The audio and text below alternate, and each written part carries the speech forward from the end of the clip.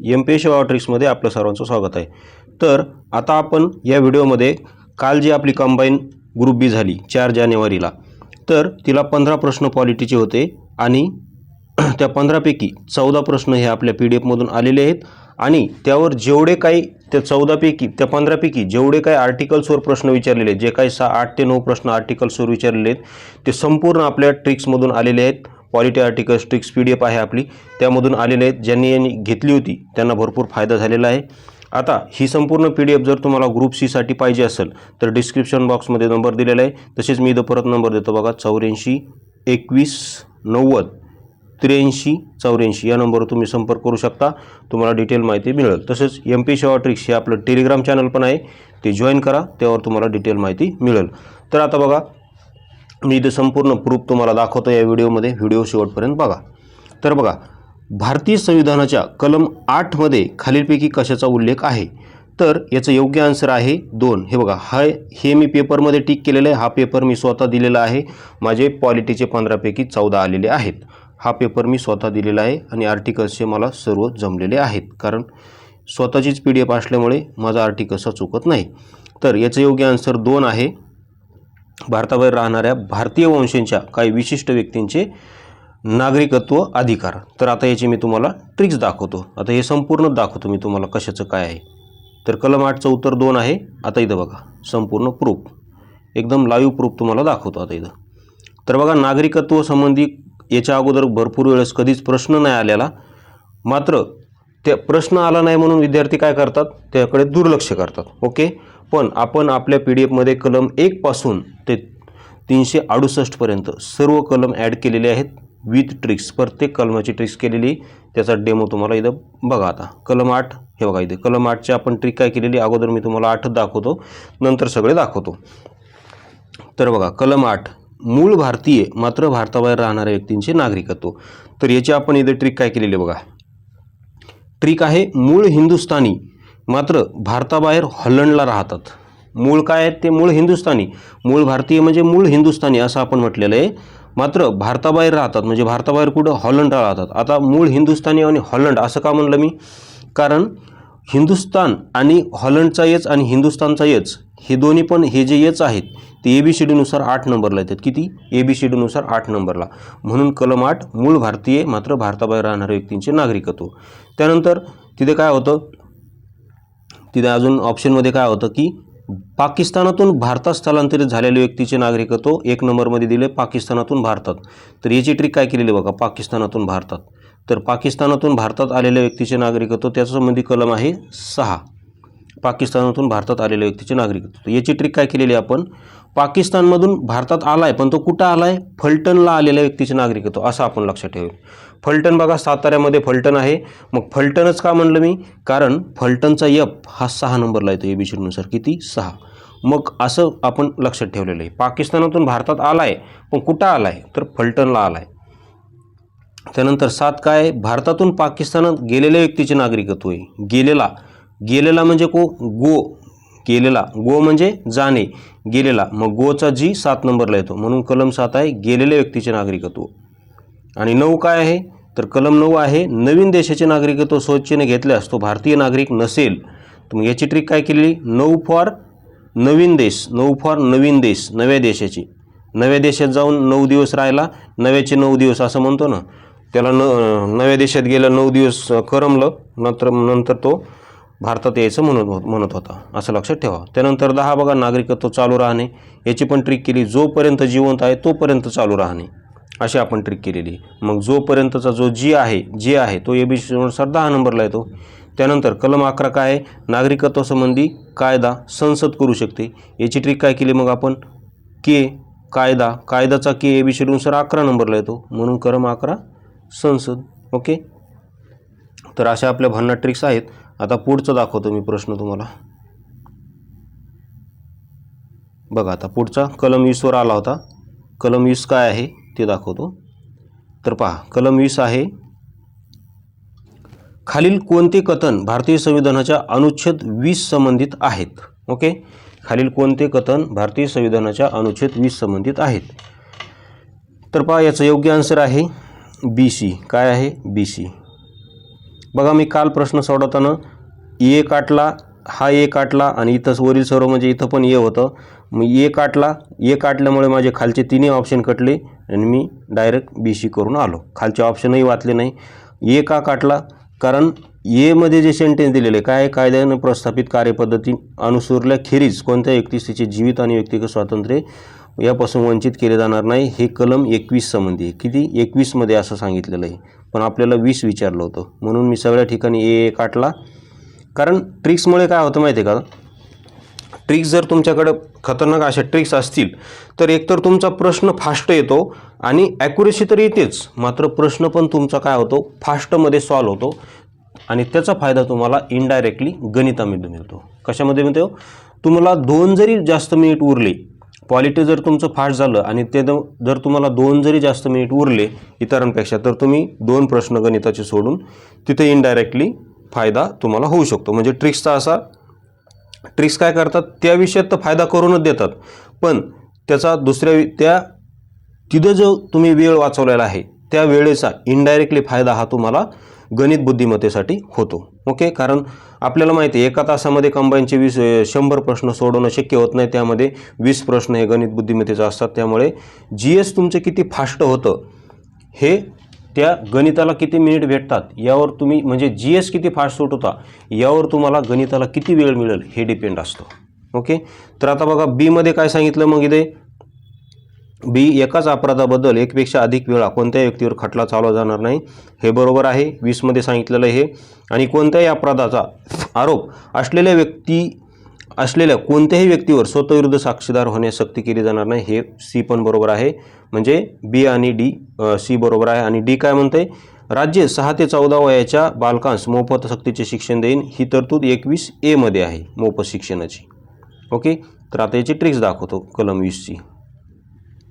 20 आणि 21 दोन्ही पण दाखवतो. बघा आता इथं कलम 20ची आपण ट्रिक्स काय केलेली. 20 काय आहे, तर अपराध आणि दोष सिद्ध होत नाही तोपर्यंत संरक्षण. मग याची आपण ट्रिक काय केलेली पहा. तर ट्रिक्स अशी आहे की टी फॉर टेम्पो बघा, टेम्पो चालकाकडून अपघात झाला. ओके, अपघात झाला, मात्र त्याने मुद्दामहून अपघात केला आहे की त्याचं नियंत्रण सुटलं किंवा टायर फुटलं होतं टेम्पोचं म्हणून अपघात झाला आहे, हे जोपर्यंत त्याच्यावर दोष सिद्ध होत नाही तोपर्यंत त्याला संरक्षण दिलं जाईल. ओके, असं लक्षात ठेवा. मग टेम्पो चालकच का घेतला, कारण टेम्पोचा T हा 20 नंबरला येतो ABCD नुसार, म्हणून कलम 20. बघा, काल मला परीक्षेत लगेच असं खटकन आठवलं की हे टेम्पो आहे, त्यामुळे मी फास्ट सोडून पुढे गेलो, असा फायदा होतो. बघा आता कलम 21 बघा. कलम 21 काय, जीवित आणि व्यक्तिगत स्वातंत्र्य.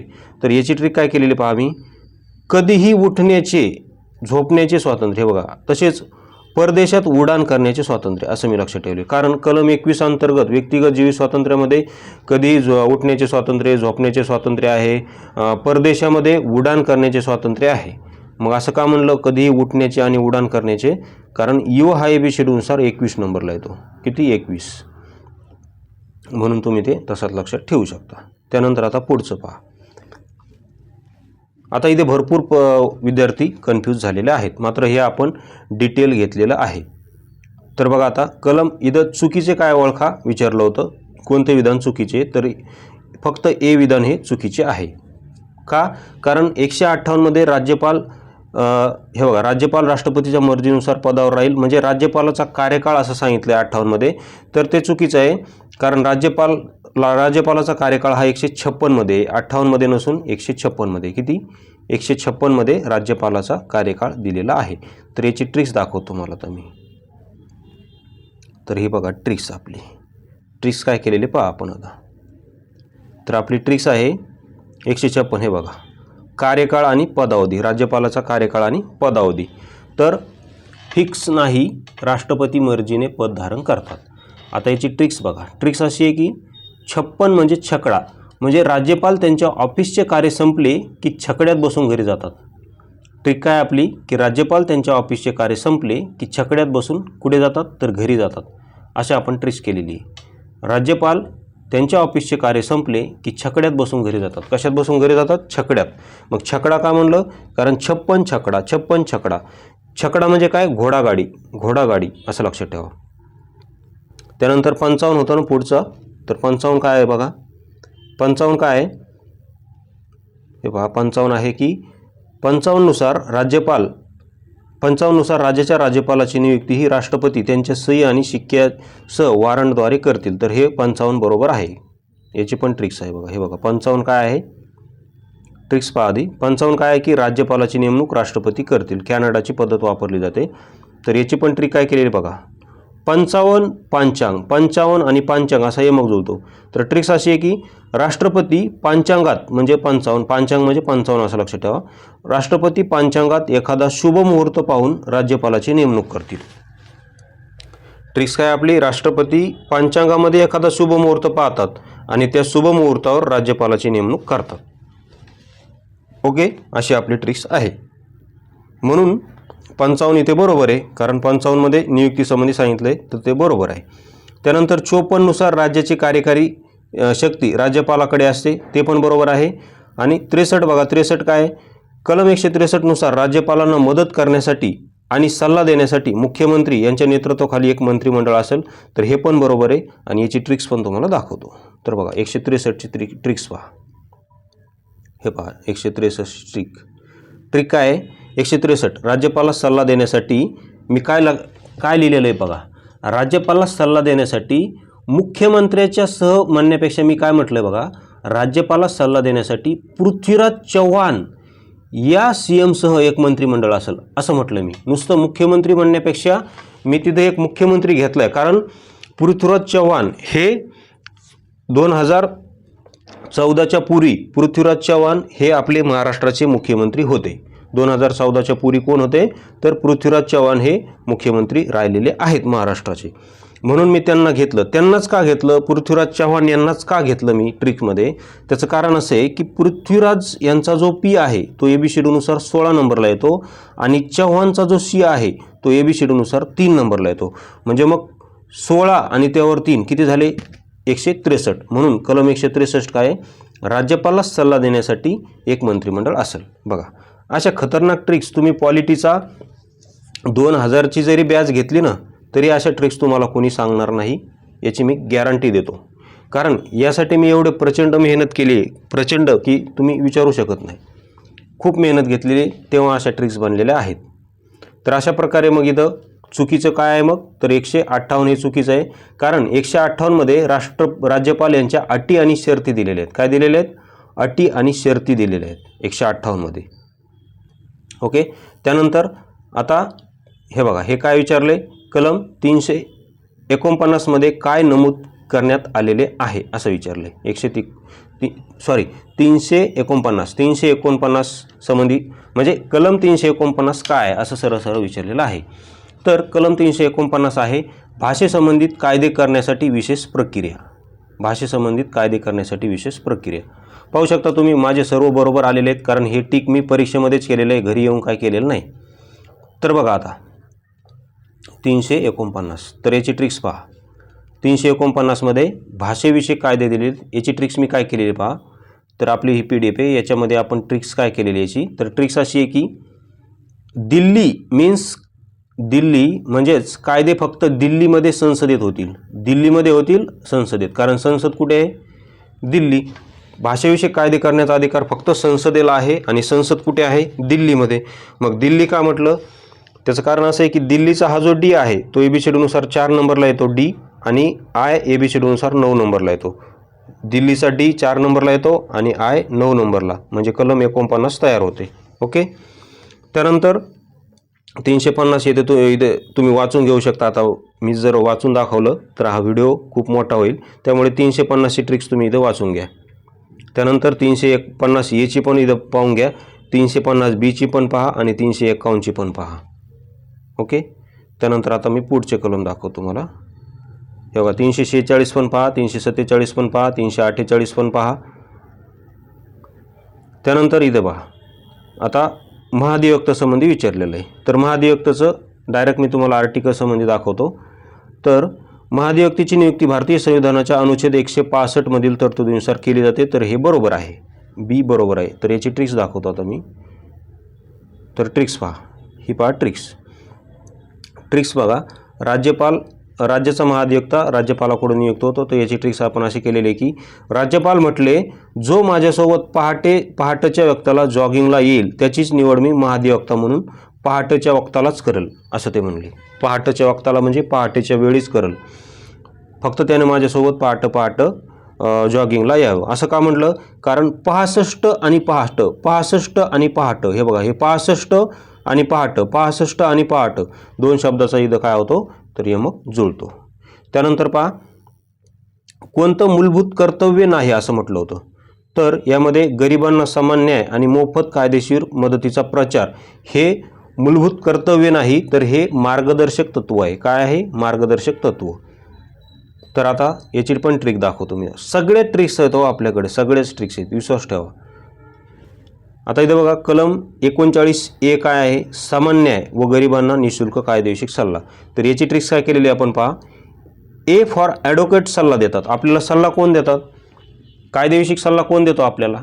तर ॲडव्होकेट लोकच देतात. म्हणून ए फॉर ॲडव्होकेट असं लक्षात ठेवा. म्हणून 339A काय आहे? मार्गदर्शक तत्व आहे हे.